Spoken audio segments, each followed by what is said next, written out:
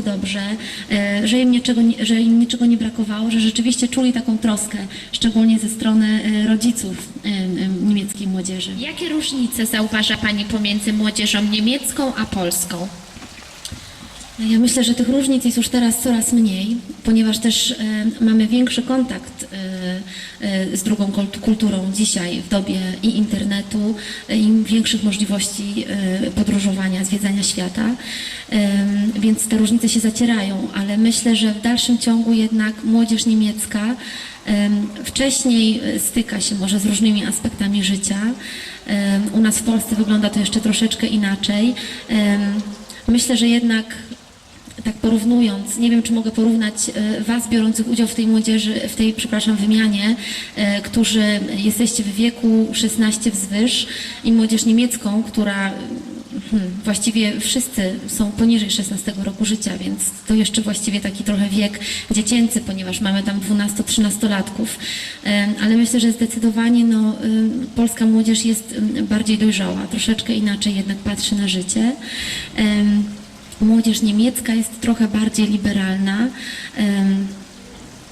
powiem bardziej na luzie, gdzie ja to zauważam. Zauważam to na przykład w szkole, w relacjach z nauczycielami i to też zauważyłam już jak byłam na wymianie jako uczennica.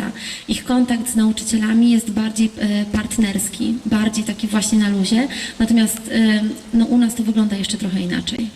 W jaki inny sposób oprócz udziału w wymianie można według Pani poznać kulturę i zwyczaje innych krajów? Ja zawsze uważałam, że najlepszą metodą to wyjechać i dowiedzieć się rzeczy najważniejszych u źródeł. Czyli jednak wyjazd do danego miejsca, poznanie ludzi, poznanie ich zwyczajów, to co daje wymiana, czyli zamieszkanie na przykład w danej rodzinie, gdzie widzimy wtedy jak wygląda cały dzień, jak wyglądają posiłki, jak Niemcy spędzają czas wolny, że jest to jednak najlepsza metoda. Tak samo jak jest to najlepsza metoda na nauczenie się języka obcego. Natomiast możliwości dzisiaj jest oczywiście bardzo wiele. Szukanie kontaktów przez internet. Ja myślę, że to jest teraz takie najbardziej popularne. Czy dowiadywanie się o innych krajach, nie wiem, z książek, z telewizji, z różnego rodzaju programów, co oczywiście moim zdaniem absolutnie nie zastąpi wyjazdu i poznania kultury na własnej skórze, że tak się wyrażę. Może teraz kilka słów o naszej wymianie, czyli ostatniej. Jak według Pani sprawdziła się młodzież polska na wymianie w Niemczech? Ja myślę, że rewelacyjnie. Myślę, że rewelacyjnie jest to zdanie nie tylko moje, ale również moich koleżanek z Niemiec, które były opiekunkami.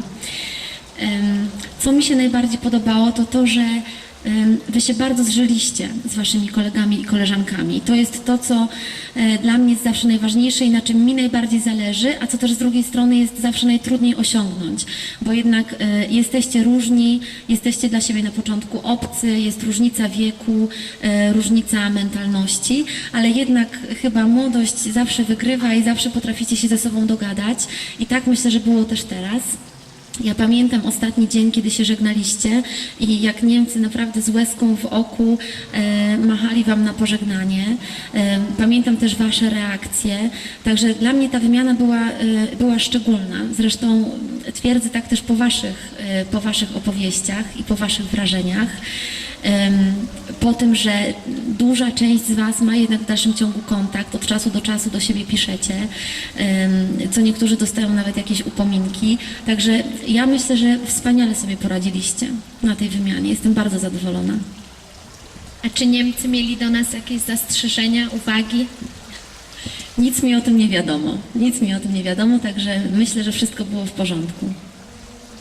Czy ma Pani jakieś obawy przed marcowym przyjazdem Niemców do Polski?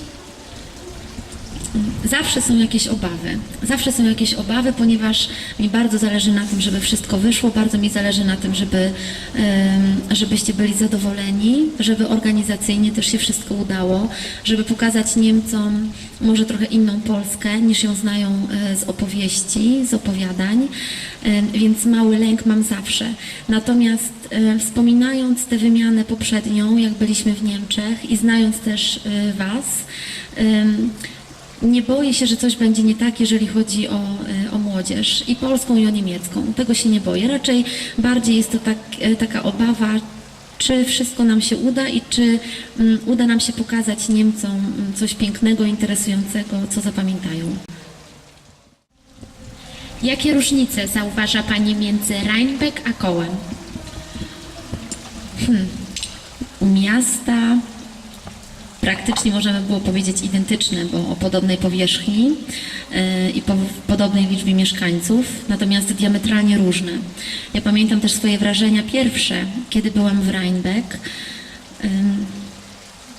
Cudowne miasteczko małe, piękne, zadbane, zielone. Mnóstwo możliwości spędzania wolnego czasu i to są takie różnice, które dostrzegam na pierwszy rzut oka. Tam nigdy nie ma problemu, jak zająć młodzieży czas. Jest i basen, i lodowisko, i różnego rodzaju inne możliwości sportowe, muzea.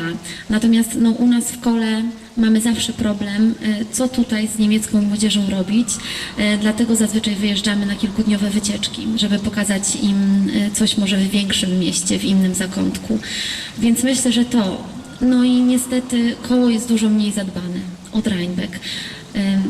Ale to też taki wniosek właściwie dotyczący Niemców w ogóle, gdzie tam zawsze właśnie urzekało mnie to, że miasta czy nawet wioski są piękne, zadbane, zielone, zieleń wokół domów, pięknie przystrzyżona, czyste chodniki. No to jest ta różnica, którą dostrzegałam od samego początku, jak zaczęłam wyjeżdżać do Niemiec.